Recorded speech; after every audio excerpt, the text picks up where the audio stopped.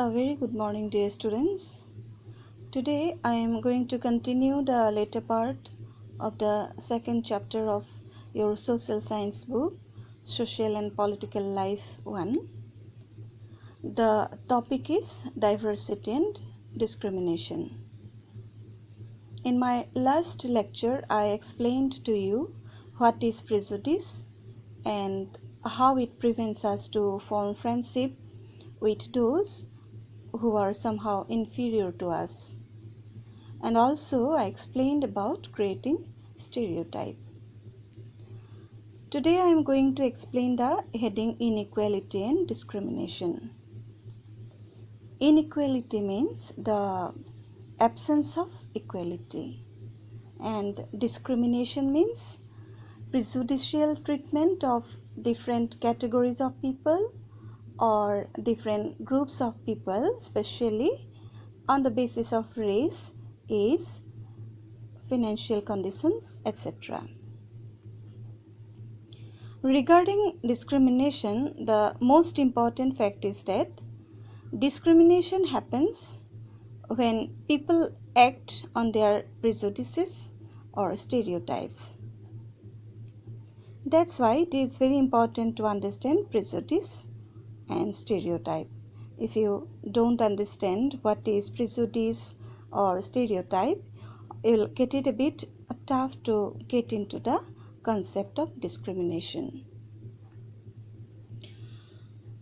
If you do something to put other people down, if you stop them from taking part in certain activities and taking up jobs, or stop them from living in certain neighborhoods, prevent them from taking water from the same well or hand pump, or not allow them to drink tea in the same cups or glasses as others, you are discriminating against them.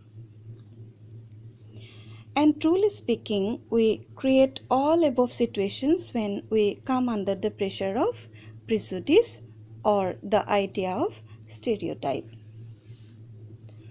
Now let's see why discrimination occurs.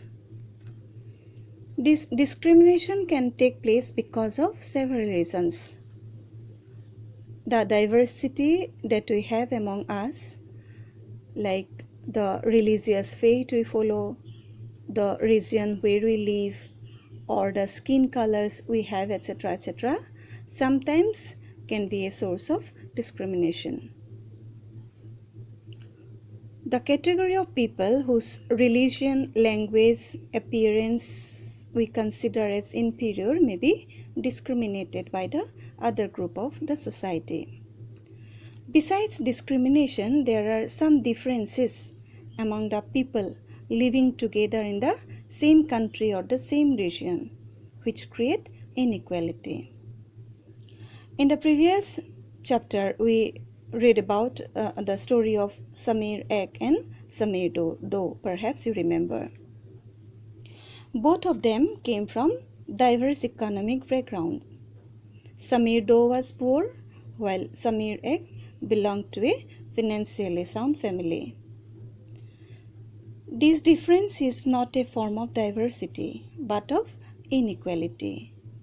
Those who do not have sound financial background experience discrimination in offices, in hospitals, in schools, etc., etc.